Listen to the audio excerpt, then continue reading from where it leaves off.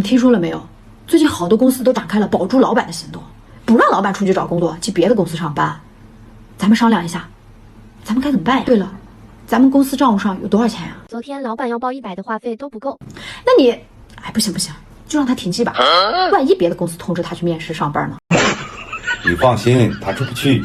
好久不见他开车了，估计早卖了。那你有没有闲置的交通工具啊？